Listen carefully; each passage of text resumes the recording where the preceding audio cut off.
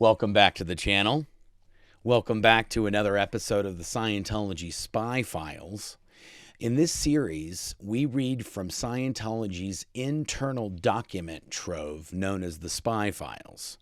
These spy file documents cover internal documents by the Office of Special Affairs with the International Scientology management personnel, as well as David Miscavige, the chairman, Captain David Miscavige, the chairman of the Board Religious Technology Center. He effectively is the leader of Scientology. Its highest ranking member and their leader.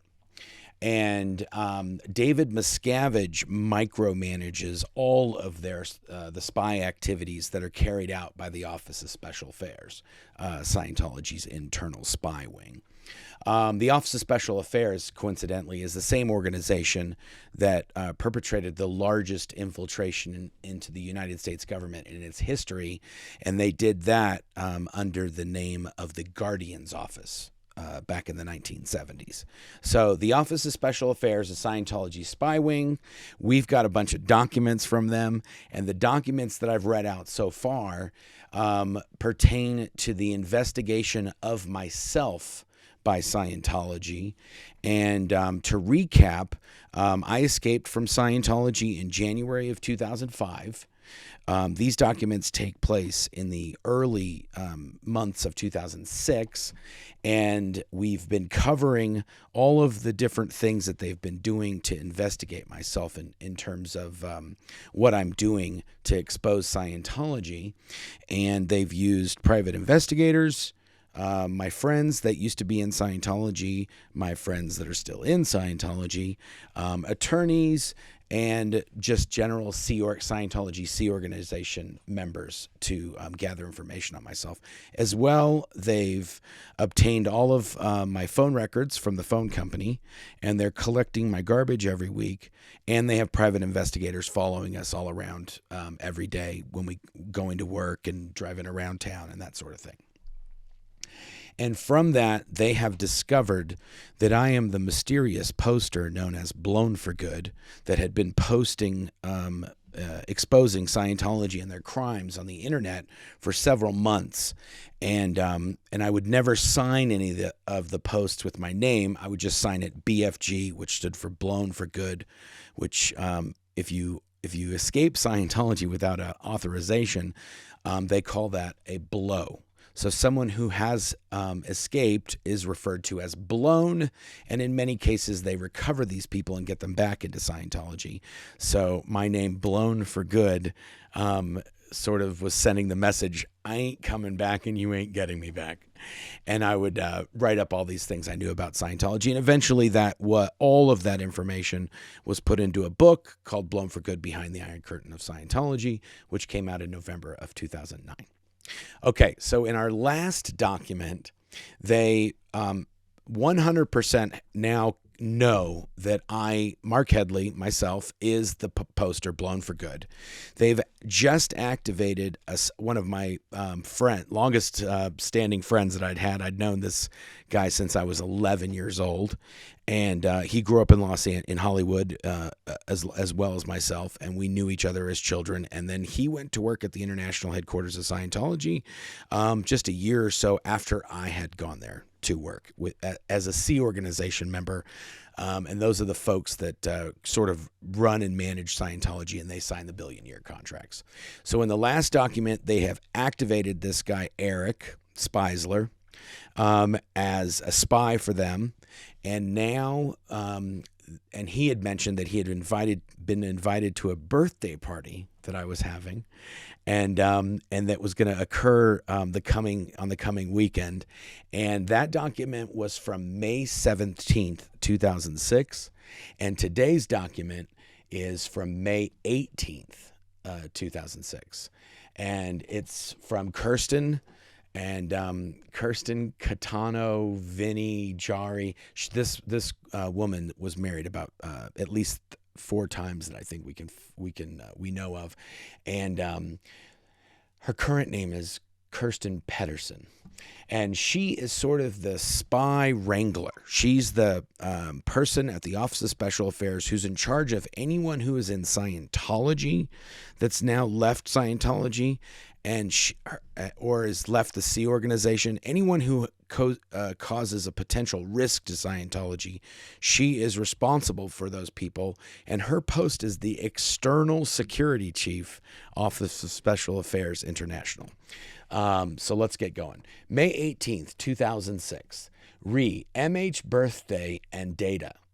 On the birthday, we know from Wolfie that he got an invite from Claire stating that the birthday is this Saturday. Per Eric, who was also invited, the party is occurring at the Headley's house in Burbank. 2 other pieces of data I got today related to the Headleys.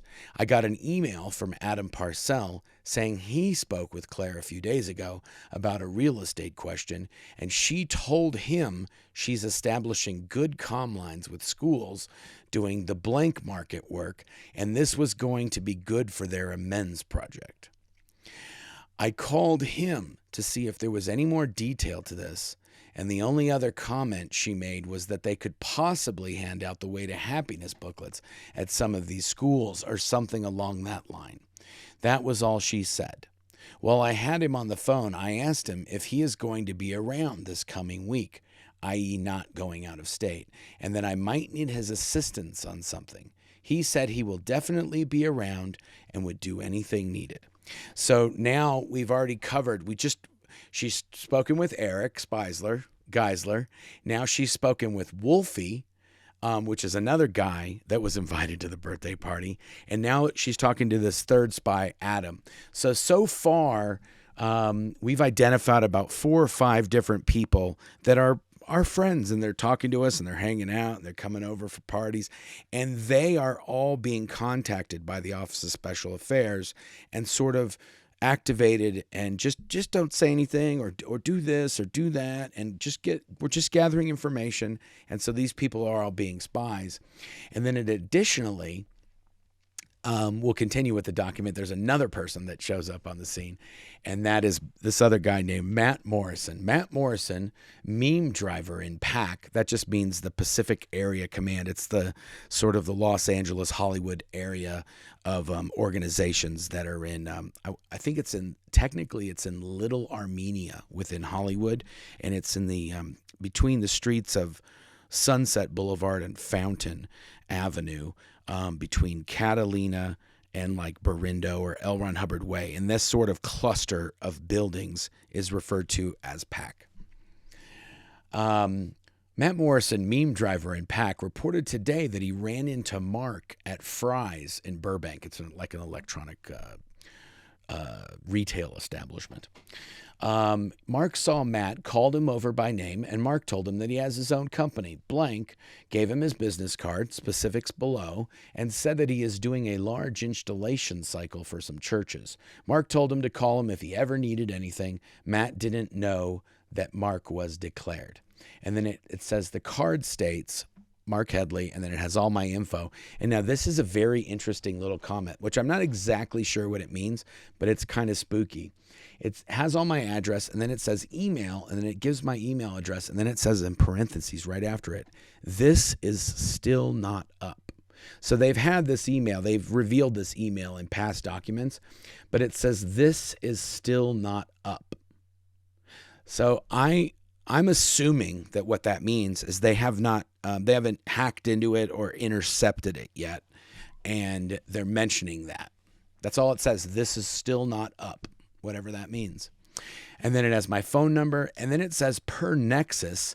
I think there used to be at the time, maybe there still is to this day, there was a database. I think it's called LexisNexis or Nexus, and it's you pay a membership fee, and you can get, you can run addresses and phone numbers, and it's like just a database of information that people that are doing skip tracing or trying to track down people, they use it. And as Scientologist has whatever the membership or whatever it is, they have the whole thing. So whatever they need to search, that they can get it. It says, per Nexus, this number belongs to blank, owner of the house Mark and Claire live in, and shows as being physically located at the house. And then it has our fax number and our cell number. Okay, now the next page. So now we've got an additional person who is now, they know has information that they might be able to get. And it's just this guy that I ran into. And whenever I would run into somebody in Scientology, I would always make sure that they knew that if they needed anything, they could call me. And the reason I do this is because when you're in there, you don't have a lot of people that you can contact if you need something. And over the years, many of those people have eventually contacted me. So it works out in the end.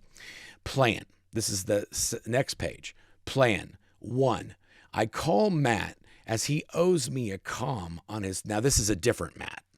I'm just making that clear because I've blanked out some of the last names because some of these people don't have anything to do with any of this anymore. So I've just taken the courtesy of blanking out their name if I know that they don't really want to be involved in any of this because they've parted with Scientology and they're doing their thing. Plan.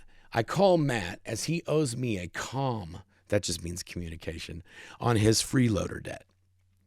He promised a payment last week, has not sent it that I know of, and has not answered an email I sent him on this a few days ago. In Scientology, if you send somebody a communication, they pretty much expect a reply immediately or within 24 hours. You can't, going more than that sort of means like, something's up.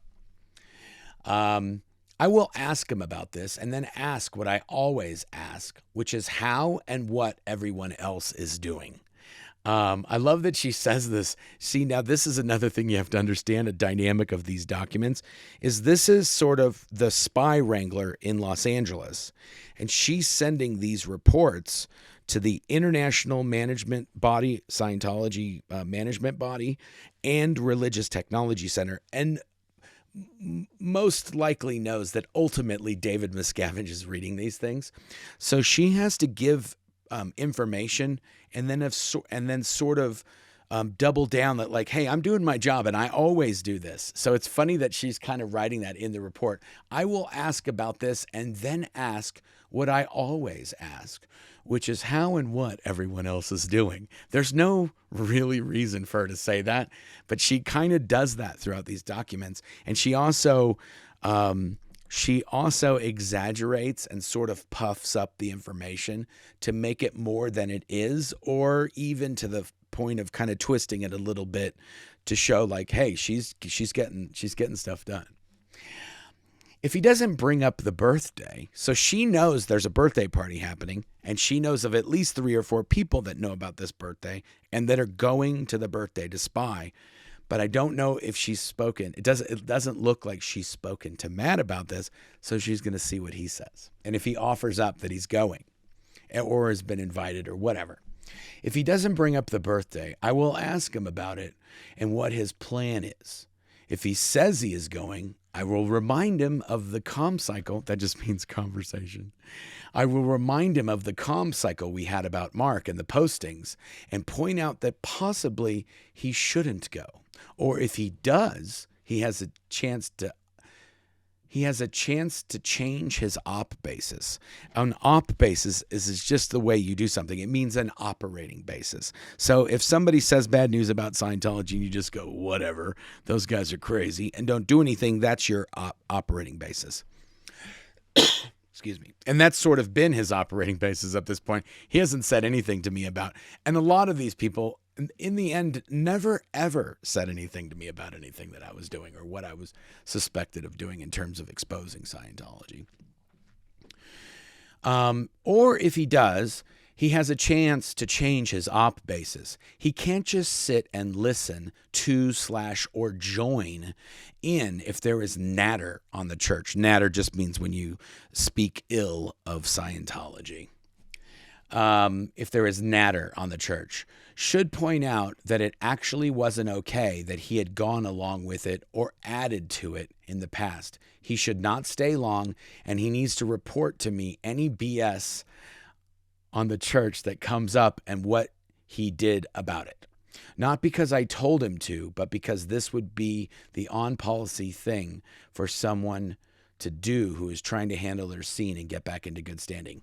So Kirsten is doing two things. She's ensuring that she understands what she should be telling people to do, and that she's saying that. So it's sort of she's saying this is what she'd like to do with him.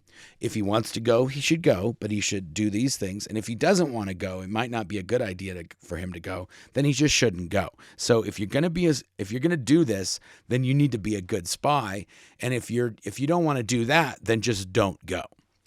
The funny thing about this is that it's a birthday party. The last thing I want to talk about at my birthday party is these creeps that I used to work for that are doing dastardly deeds and doing all sorts of nonsense. I'm celebrating the fact that I'm still alive. And it's also a little weird that we're even having a big birthday party. I think I'm like 33 or 34 at this time. 2007, something like that. Anyway, or 2006.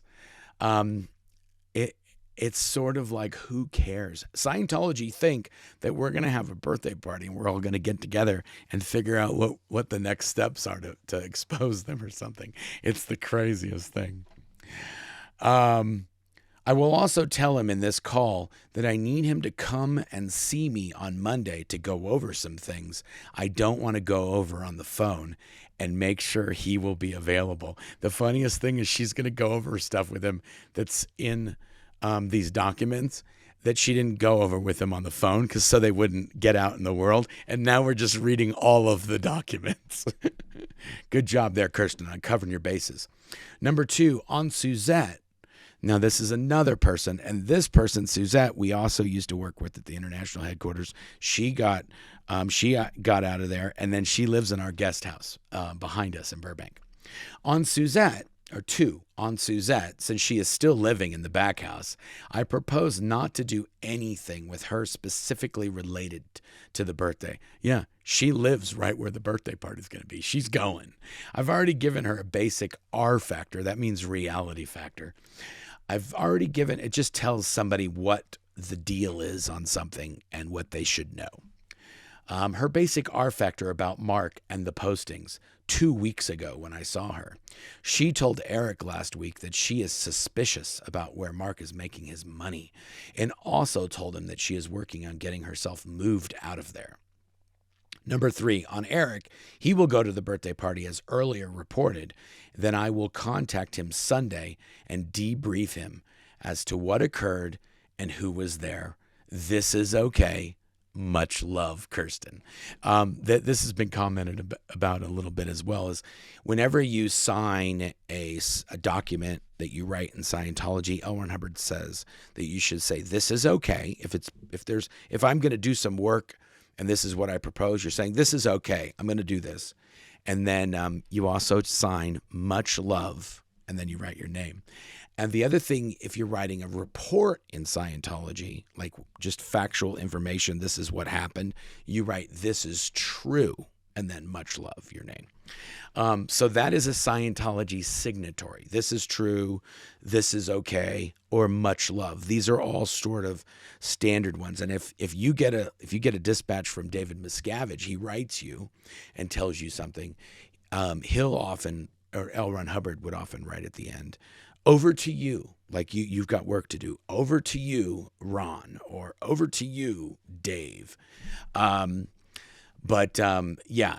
So this is a bit wild because we've got the guy that I ran into at some store. We've got Wolfie, we've got Adam, we've got Matt, and then another Matt, and then we've got Suzette, and then back to Eric again. So we've got about, I think the count is up to about 6 or 7. When we do the birthday party video, I'm going to show pictures of the party and then show who actually showed up compared to who they thought was showing up. And then and then we'll reveal what happened in terms of the Scientology stuff. And it's getting a bit crazy and it's getting a bit wild. But this is Scientology, folks. This is back in 2006. And so I'd been gone from there for over a year and a half. And they're worried about what I'm writing on the internet. They're worried about who is coming to my birthday party and what we're going to talk about. And you think, well, that's crazy for an organization to worry about somebody who's left a year before and they're still messing with them. Guys, they're messing with me today. It's 2023. I've been gone from that place for 18 years. I haven't been there. And they have a hate website up about me. They do videos on X. They do all kinds of stuff.